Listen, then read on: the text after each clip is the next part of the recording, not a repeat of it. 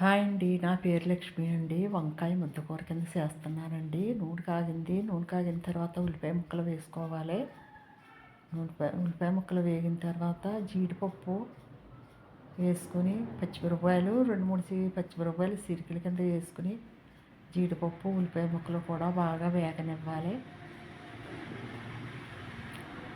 నా కూరలు నచ్చుతున్నాయేమో చెప్పండి, ఎలా ఉన్నాయి?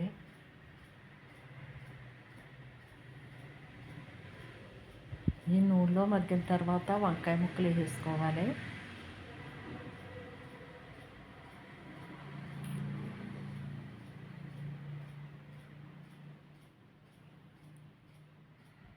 నా ఛానల్ సపోర్ట్ చేయండి, లైక్ చేయండి. చాలా బాగుంటుందండి కూర, చాలా రుచిగా ఉందండి.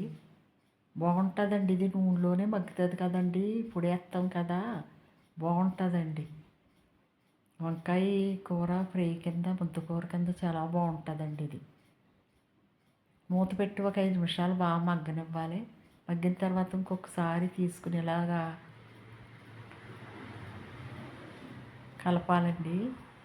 కలిపి మళ్ళీ ఇంకొక 5 నిమిషాలు మూత పెట్టి వంకాయ ముక్కలు మగ్గే వరకు మూత పెట్టుకోవాలి. మూత పెట్టి బాగా మగ్గనివ్వాలి. పల్లీలు, నువ్వుపప్పు, వెండి కొబ్బరి, వెండి మిరపకాయలు వేసిన పొడి వేసుకోవాలి ఇందులోని. నేను మొన్న చేసి బాక్స్లో పెట్టానండి, ఆ పొడి వేస్తాను నేను ఫ్రైలోకి. అదిని ఇలా పోపుల్లోకి అది వేస్తానండి నేను. ఈ వంకాయ ఫ్రైలో పోపు ముద్దకూరలు వేసుకుంటే చాలా బాగుంటుందండి. అవి మొన్న పెట్టాను కదండి, ఇవన్నీ చేసిన పొడి, ఆ పొడి వేస్తానండి. ఒక గాజు సీసాలో పెట్టి ఈ వంకాయ ముక్కలు బాగా మగ్గిపోయాకండి పొడి వేసేసుకోవాలి. బాగా మగ్గిపోనియండి. ఒక 3 స్పూన్లు వేసాను. కొద్దిగా కారం వేసుకోవాలండి, ఒక స్పూనుడి కారం వేసుకోవాలి. వేసుకుని పచ్చివాసన పోయే వరకు కూడా మూత పెట్టి ఒక 5 నిమిషాలు ఉంచుకొని కరివేపాకు వేసుకుని, అంతే అండి.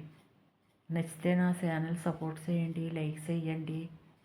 ఎలా ఉన్నాయో కూడా చెప్పండి.